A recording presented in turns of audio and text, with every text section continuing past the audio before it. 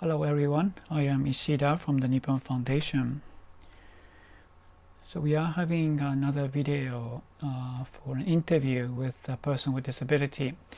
And this video, the purpose is to let the participants know what kind of problems that the people with disabilities have in their daily life. So that is the purpose of this video.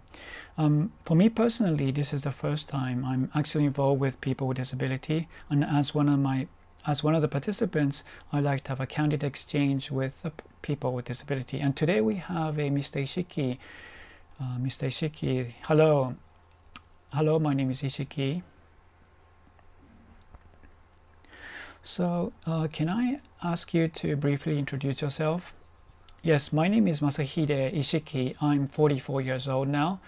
I live alone in Tokyo.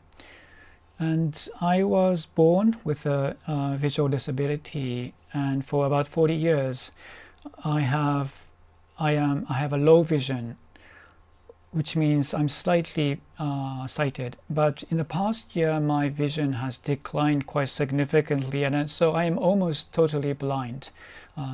That is how I am at the moment. I see. So when we think about visual disability, of course there are different degrees of disability. For example, some people have low vision, but there is a different phases. Yes, that is correct.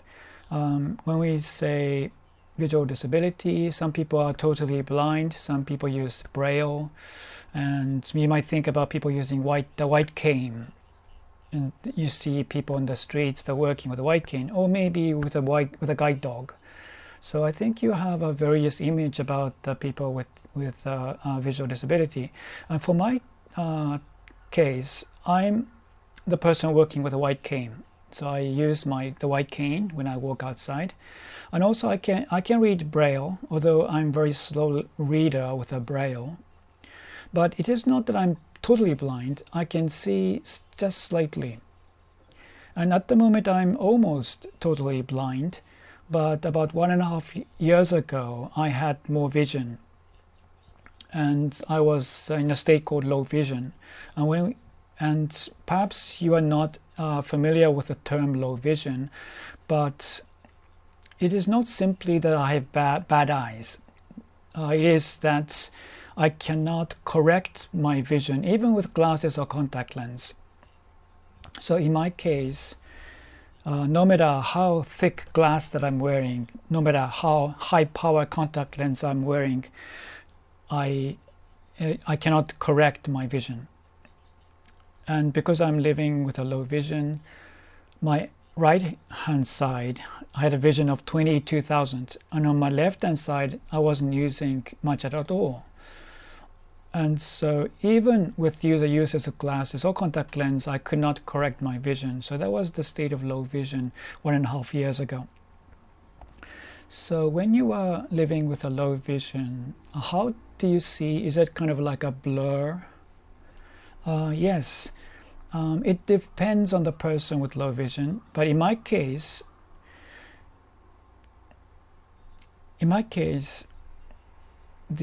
all the field of vision is kind of blur, so it's like in a mist. It's totally blurred. So that was the major significant point of my low vision.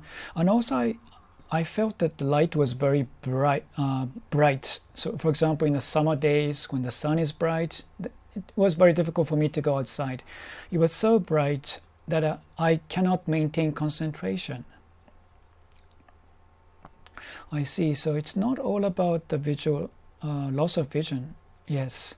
So when you go outside, do you like wear sunglasses? So when I wear sunglasses, then I shut out all the information that I need. So I cannot use sunglasses. So instead I wore hats to cut some sunlight off because it's too bright. I see. So when you are working, you would use the computer screen, and when you are in low vision, you are using the magnifier, the screen enlargement software, and also you change the screen background color to black. And I was wondering why you would want to change the background color on the PC screen. So of course you would enlarge it. Why do you change the background color? So I use the Windows PC. Normally I use that PC, and when I was with low vision, there is a standard application called the Windows magnifier. So I was using this software to enlarge and also to change the background color into black. And maybe people don't quite understand what changing colors mean on the background. So because I'm not very good with a bright light, and usually if you look at the PC, the standard setting is white, so that is kind of too bright for me. So that it was too bright that I could not read the black writing, and sometimes I didn't even notice that there was a writing on the screen. So in order to solve this problem, I changed the background color. So white becomes black, and black becomes white, and blue becomes yellow, and green becomes red. So it changed into opposite colors. So I would have a black background and white text, which is much easier for me to read. So by changing the background color and then also enlarge the text, and also I try to bring my face very close to the screen. I see. So regardless of the disability, I think many people actually use enlargement functions because it's simply easy to read. Yes, of course there are. For example, dark modes and night modes is available, and I think many people with low vision use them. I think I also use, actually my PC, I use the dark mode on my PC too.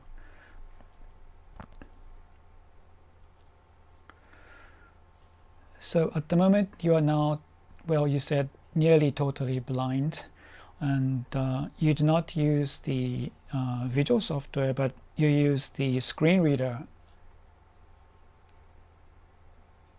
Yes, that's right.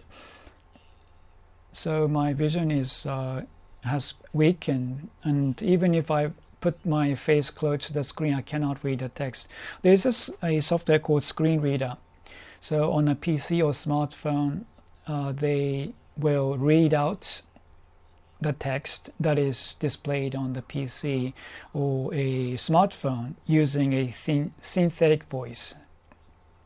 So by using this software, for example, on the internet website, I can read the text by sounds. And also for email or Word or Excel, the screen reader can be used to read out the text. I see. So what does it sound like? Can you give us an example of the sound that is made, what it sounds like? Yes. For example, let me go to the website for the I'm Possible Hackathon, and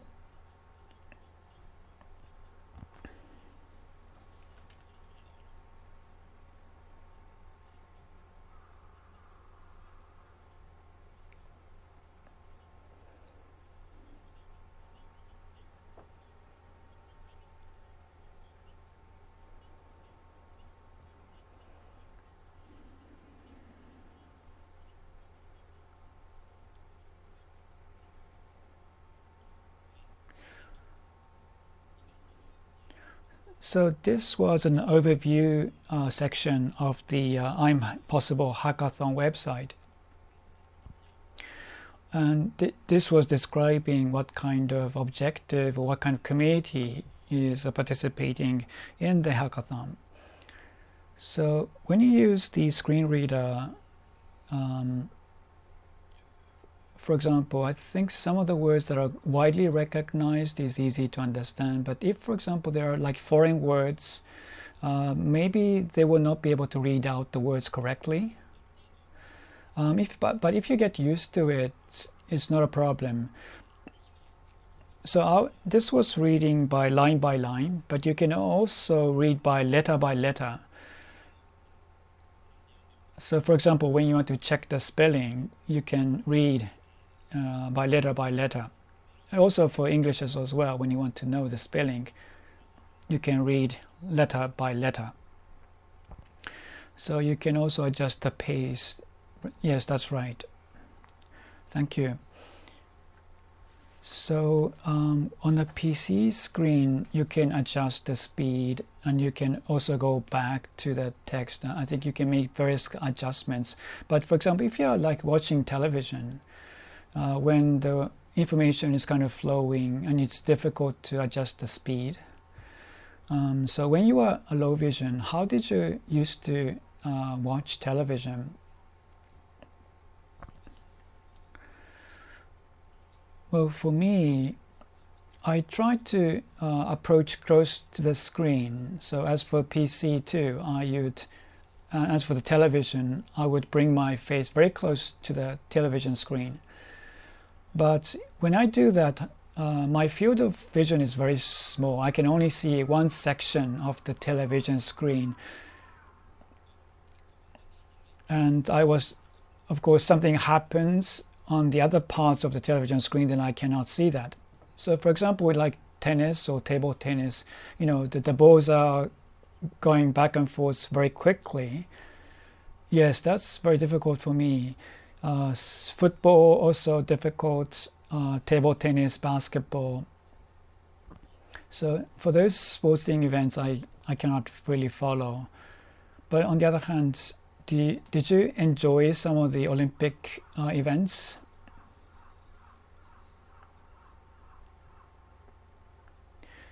Well, let me see. So in some sports I cannot understand what's going on, but gymnastics was one of my favorite. Like horizontal bars or floor exercise, it looks quite elegant and cool.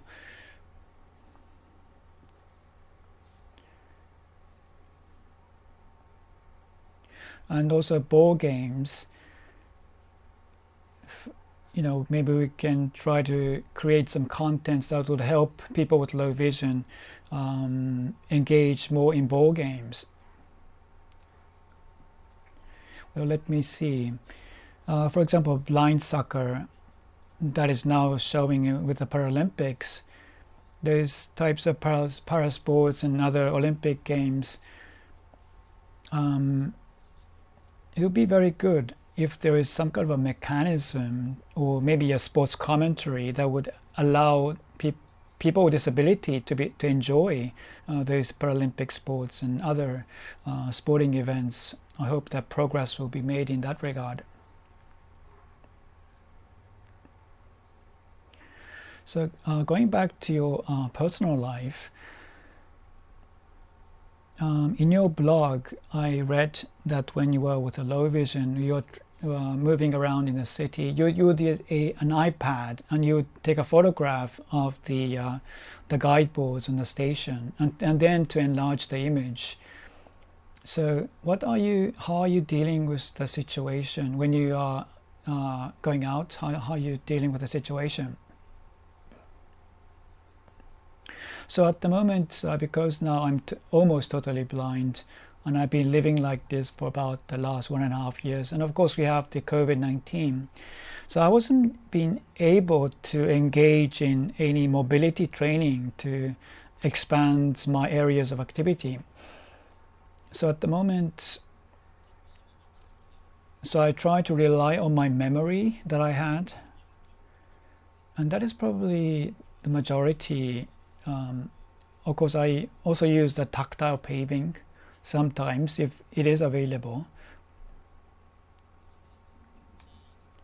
But like I would look for the exit, and also sometimes have difficulty finding the correct route, transferring from different trains. So in those situations, I try to talk to the station staff and ask them to guide me. So going back to the time when you was a low vision, So in a station, you would sort of be able to see by color. But if you go outside in the city, like there is a stores, of course there are no guideboards. So I think it's very difficult just by looking at the information that's around you to understand the location.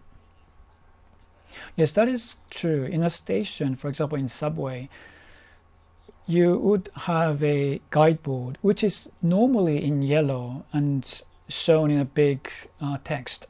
And also we have other kinds of billboards. So if I used to look for yellow color as to look for guideboards. But of course, when you go outside of the station, no, there are not many guideboards around. So you have to look for certain landmarks. And so how do I look for landmarks? And it's not possible for me to identify those landmarks. So beforehand, I would use the map app or navigation app to beforehand check the landmarks before I actually go there. So I would be able to go to the nearest station, but from the nearest station to the actual destination is sometimes difficult. So maybe it says 3 minutes walk. I might take actually 30 minutes just to try to get to my destination. So I need to look at the map app or navigation app and to sort of memorize the routes beforehand and to memorize the landmarks as well on the way. Like, for example, the convenience store or like McDonald's, or very brightly lit store, or some store with sound, or store with some kind of scent.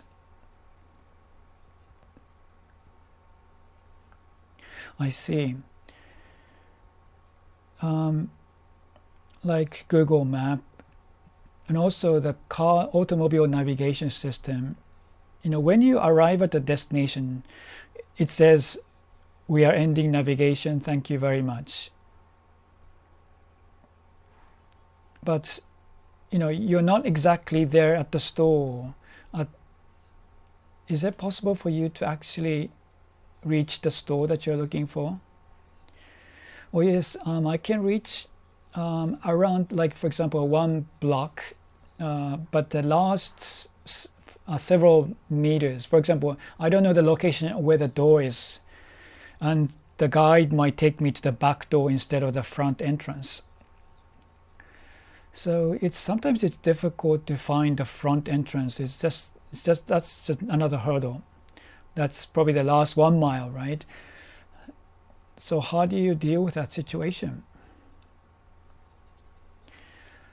So of course, if I cannot find the location, then I will ask someone near me to ask.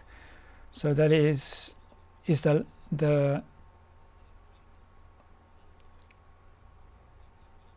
but of course I use the map app or navigation app, and I kind of know that this is a back door, not the front entrance. I can sense it. So I can know where the main boulevard is, but if the map app is saying this is the front door, but then I would know that it's the back door. So I can kind of sort of sense it from experience. But when you have to ask some people nearby, then it usually takes time, doesn't it? Like, for example, as you mentioned, like you might take like 30 minutes to reach a destination, whereas you would normally take about 3 minutes. Yes, I try to go I leave early, like 30 minutes earlier, taking, because I might be late, I might get confused. But in often cases, I don't get confused. I reach the destination on time, and I'm, in those cases, I'm actually early, and then I really have to kill time, which is sometimes not so easy, actually. So if this was like a Starbucks or a coffee shop or other kind of coffee shop, then it would be okay. But if not, then you have to really kill time.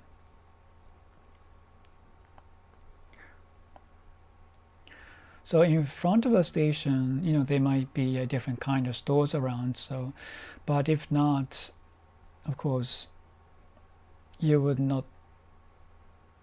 It's going to be difficult to kill the time. So there's an app called Blind Square. This shows what objects are around you, for example, out in the street. So you would know to some extent, like for example, there is a McDonald's nearby.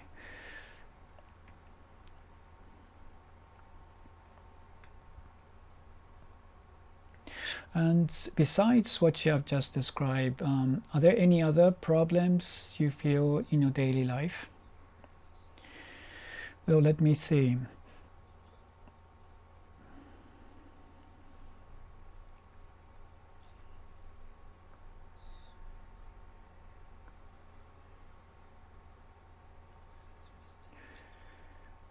Well,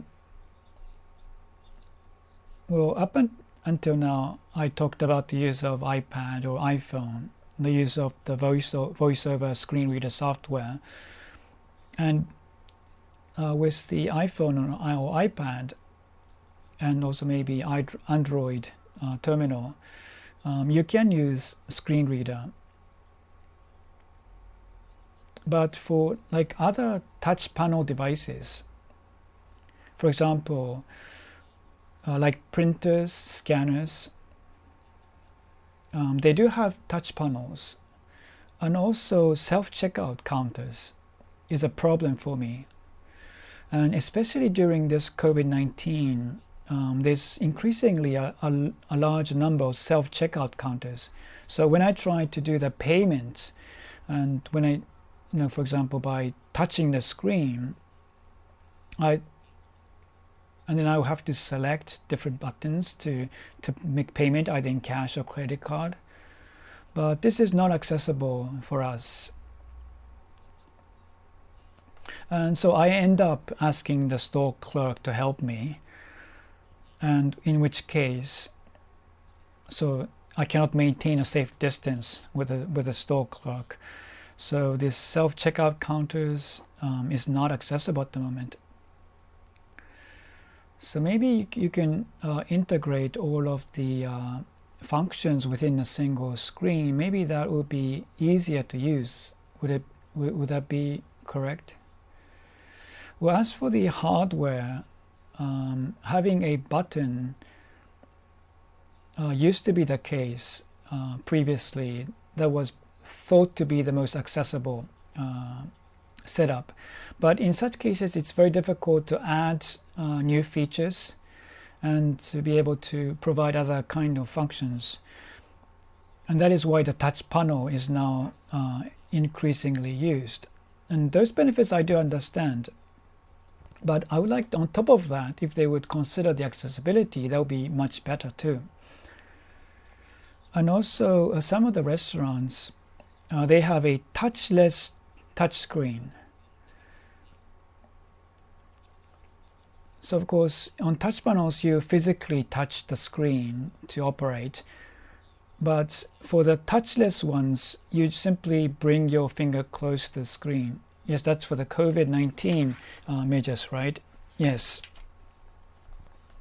And so if that was to spread, then people like us is going to have a difficulty. So that is even more difficult than using a touch panel. Well, to begin with, most of us don't know what's indicated on the screen. So we might touch a different, something we shouldn't be touching. I see. So maybe the sound is necessary to show which button you are selecting. That might still be difficult. I don't know. Maybe tactile information is better. So compared with a sighted person, we have more opportunity to touch things. So, it's going to be very difficult, I'm sure, with how to use tactile information to how to incorporate tactile information in a touch panel would be difficult, but that'll be very nice. So now moving on to your work. So you are a specialist in web accessibility, and when I think about web accessibility, we don't really get an image. So can you explain what your job is about this web accessibility? Well, as I've been talking during this interview, I've mentioned about the website, the use of different apps to obtain information, and also to check beforehand the various information. And these are really essential tools for us. But when I think of companies or municipal governments, and if you go to their websites and their web services or apps, are they really accessible for people with disability? And we actually use the actual websites and devices. We check, we evaluate the accessibility. And if there is a problem, we make recommendations. And that is my work. And web accessibility, it's a term, a broad term, that looks at the disability, age, and also the environment, the communication environment, the internet connection speed, the browser, and we try to look at the information on website so that those information is accessible regardless of the IT environment, and whether the various web services are also accessible. And so this is the concept of web accessibility.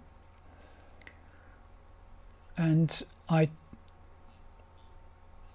like to increase the number of websites and services that ensures accessibility for people with disability. So that is my work. Thank you very much. So specifically, how do you evaluate to look at the accessibility levels? Do you use the screen reader and others? Yes, when I was with a low vision, I can expand, zoom the screen. Then I would use the actual web services to assess. And maybe, for example, like this color, the contrast is not good, the text is too small, the button I cannot click on. So I used to make recommendation to change those points. So now I'm using the screen reader, and I would go to the website for my clients, and then I use the actual app and websites, and also look at the photographs, illustrations, and they need a caption, and you can add caption to them. But sometimes the captions are missing, and even if there is a caption, it is not sufficient. So I would check that also. And especially when I'm reading with a screen reader, the order that the app would read out the text is important. Sometimes they mix up the order that they should read, and if they mix up the order, and then they would provide misinformation. So I check that the order of the text is correct. And also, when I use a screen reader, I basically do not use the mouse. I use the keyboard. And I try to check whether there is no problem when I'm operating my keyboard. So there's about a list of 100 items or 200 items. There are many items that we look at. So from very different angles, we look at the website, whether it is accessible, whether it is easy to use.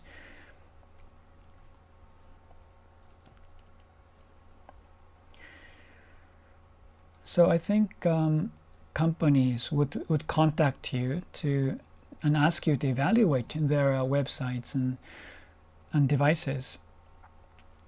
And what do you have any sort of like what are the very common problems that many companies have? Well, as I already mentioned about the use of the caption, it is technically called the alternative text, and sometimes the alternative text is missing or inappropriate. So this is a very common problem. And also the heading markup. Maybe that is too technical. How should I say?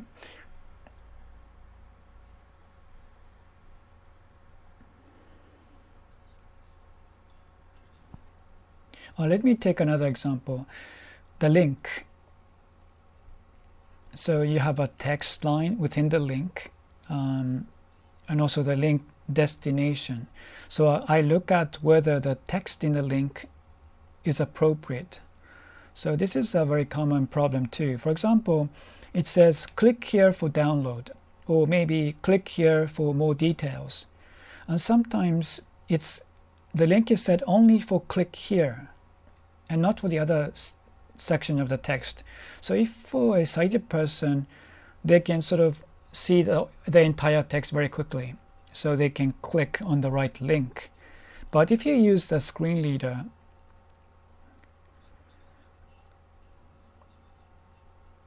you go through the text on the link, and when I do that, the link is set on the click here only, in which case the screen reader can only identify click here, the text click here.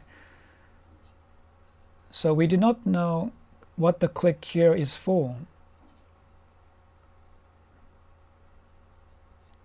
And also, if the destination is not a website, maybe it's a PDF file or a video,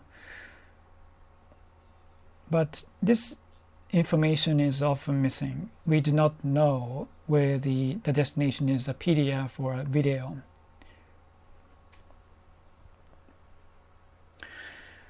So I actually had a personal question that I want to ask you. But when, for example, is it Word file is much easier than PDF files when you use a screen reader? Well, it really depends on how the PDF file is structured. Well, PDF is a format that is difficult to make it accessible, and often the screen reader is not adapted to PDF files.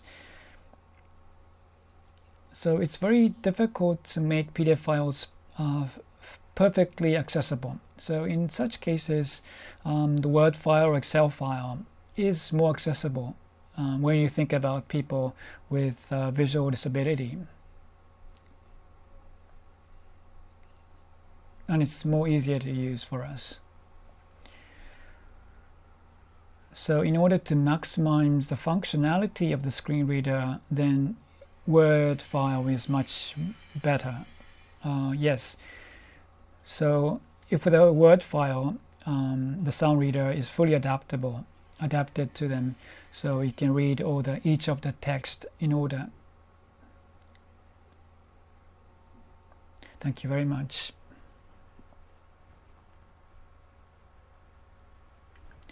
So now you're engaging in various activities. Is there something that you'd like to share with the audience about your activities? Yes.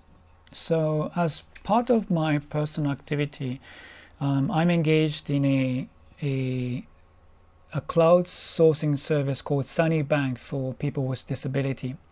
And I am actually an advisor to these cloud services.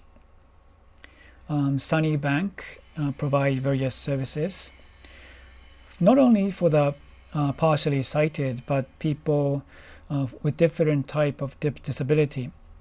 So, and especially for people who cannot work at a fixed office, for example, from 9 to 5, they cannot commute.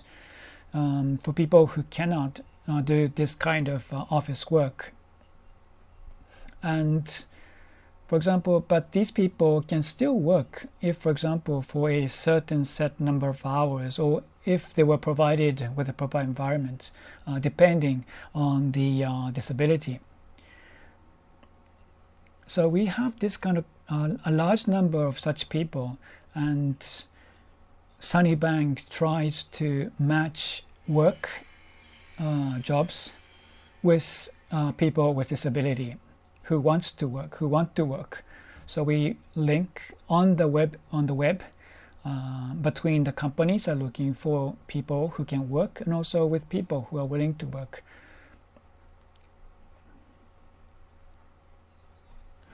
And in this service, I develop menu for accessibility, and I am advisor for this section. And there are people with hearing disability, there are people who have disability in their hands, and also we have people who have developmental disability or mental disorders. So we also organize web accessibility seminars so they can learn how to evaluate web accessibility.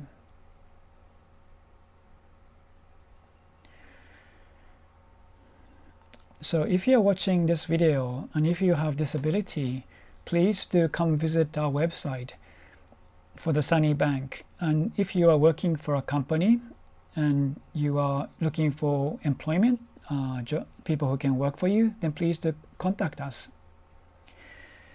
Yes, that would be a great opportunity to expand accessibility.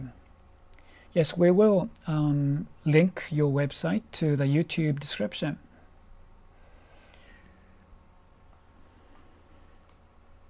So thank you very much, Mr. Ishiki, for this interview. Thank you very much. Before finishing, Mr. Ishiki will also be participating in the hackathon. So if you would like to connect with Mr. Ishiki for some of the challenges that he described, please do contact him and form teams through DevPost and Discord. So again, Mr. Ishiki, thank you very much. Thank you. Thank you for participating. Look forward to working with you